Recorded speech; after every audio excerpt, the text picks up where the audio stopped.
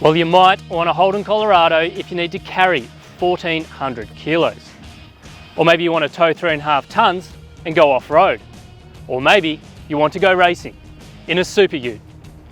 The Superute is homologated from the run-of-the-mill Colorado, which means it shares many similarities, but there are also some key differences, like a CAMS-approved roll cage, new springs and dampers, aftermarket ECU, short ratio 6-speed manual transmission, control rear differential, and a modified pedal box and brakes. Under the bonnet, the engine is actually mostly the same, with only the boost wound up and a Motec computer controlling the electronics. Racing regulations restrict the 2.8 litre 4-cylinder turbo diesel to produce a maximum of 340 horsepower. The result is a controlled racing series that supports the Australian Supercars Championship. But in between rounds, we've been handed the keys to go for a run at Holden's Lang Lang Proving Ground.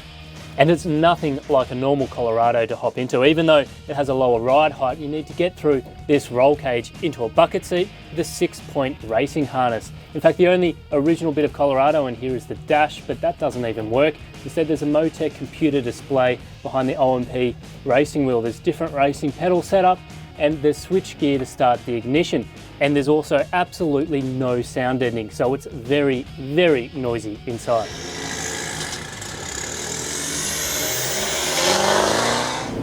Quite a bit of noise, quite good acceleration that you wouldn't never normally find on a road going dual cab ute when you put your foot down, for all of the gears as well.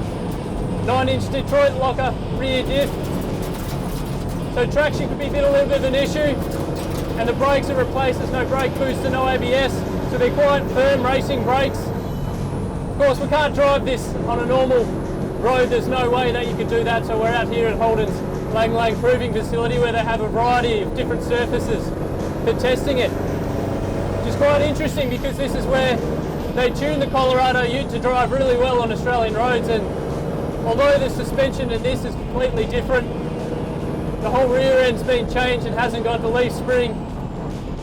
There's still a little bit of compliance in it. Well, that was a bit of a harder bump, but there's still a little bit of compliance. It's actually not as hard as you'd think. Sounds pretty good. It's also pretty sharp on the steering, a little bit more edgier. It points into the corners very well. Definitely a lot of fun to drive. Quite incredible what you can do just with base dual cab work ute. Pretty incredible, you make a racing car out of that. And all I've done is turn up the boost pressure, and it's actually got quite a lot of go up front. Testing the Superute back-to-back with road-going versions of the Colorado, the differences on and off-road are day and night. In fact, the low clearance and race focus of the Superute means we're not actually going to go anywhere off the tarmac. But the normal 4x4 dual cab is an easy car to drive off-road with all of the latest electronics and traction control, taking guesswork out of occasional bush busting for part-timers. It's said the first Aussie Ute, a modified Ford Coupe, was built to take the wife to church on Sunday and the pigs to market on Monday.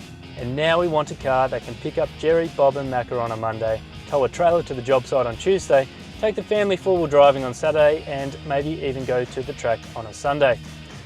While we might not be there yet, it seems it's only a matter of time until someone brings pointy on-road performance to these traditional big rigs.